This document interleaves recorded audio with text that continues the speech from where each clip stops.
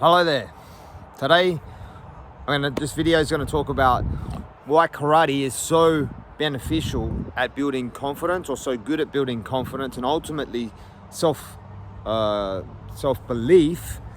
and how that happens, or how it works. So the first thing is it's physical. When you walk into the dojo for the first time, we're taught to stand up straight and tall, look the other person in the eye, shoulders back, breathe deeply.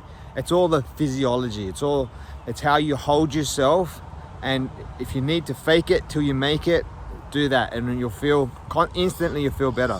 Unconfident, confident, and then it gets deeper from there.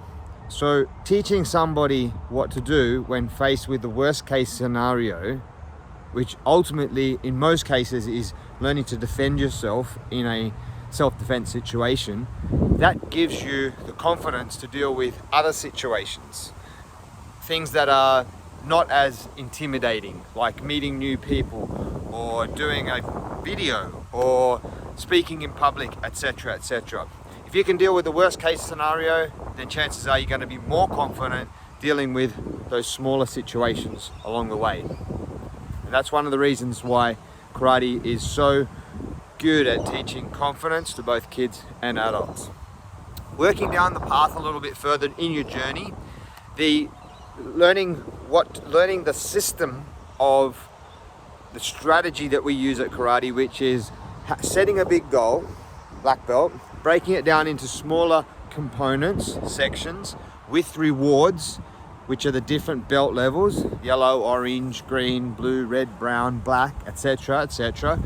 And then having certain things that we need to achieve at those different levels, and having small gaps early, longer gaps as we get more proficient at the skill. That starts to develop that confidence of being able to be successful at something, or a task. So confidence generally works as more about being confident at a task. So I might be confident at riding a bike, but because I've done it a lot and I'm good at it, but I may not be as confident at playing basketball. However, if I attach the same level, the same system that I've applied to my martial arts, my karate training, to getting better at basketball, there's no doubt that I'm going to improve. And that's ultimately how we move from confidence into self-belief. Because if we have the confidence that we are able to be successful in one area, let's just say it's martial arts, self-defense, karate, whatever, and we learn that that gives us the self-belief that if I can succeed at one thing, I can succeed at something else. And you can apply that either way. And that's ultimately more important than confidence, in my belief, because self-belief rubs off on every aspect. Okay? So it starts off with the physiology. We walk in, we shoulders back, shoulders at chest out, head up, and things like the ki, the responding, and then ultimately learning what to do when faced with a situation, an uncomfortable situation like school bully or whatever it might be, being in a positive environment. All those things help to develop our confidence, and it happens from day one. And then the longer term confidence comes from learning the skill, setting the goal, breaking it down, getting there. And then self-belief is a longer term, longer burn, but more beneficial in the long run, because it applies to everything that we do. And that comes from understanding that if I can be successful at one thing, I can apply that same system to another thing, and therefore I have self-belief that I can achieve anything I put my mind to for you. Okay?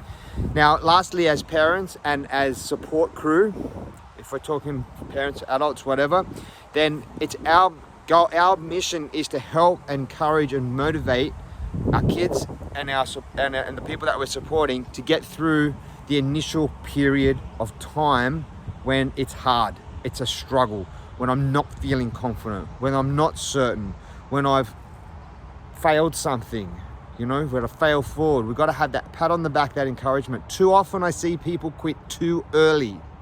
Don't quit too early.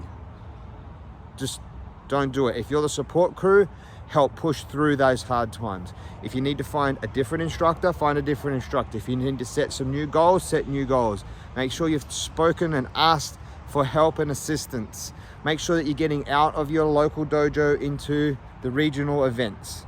Make sure that you're trying all these new things. Make sure, sometimes I see people quit before they even get their mitts and pads, because you can't do that till yellow belt. They haven't even started doing the fighting side of karate yet, and they quit. And like, for me, that's the best bit, you know? Or they quit before they've gone to do a tournament, or they've just quit too early. They haven't experienced it. So as the support crew, as the parent, it's our responsibility to help push through those initial point of time, because we're never going to get the benefits that we're looking for if we quit too early. Okay, so keep going, talk to the people around you, try a different sensei, try a different dojo, do whatever it takes just to get through those initial point of time. That initial point might be 3 months, 6 months, a year, whatever, until we really start to find our feet. The benefits are there, I promise you. You can do it. I believe in you. Okay, I'm Sensei Clint. I'll see you in the dojo.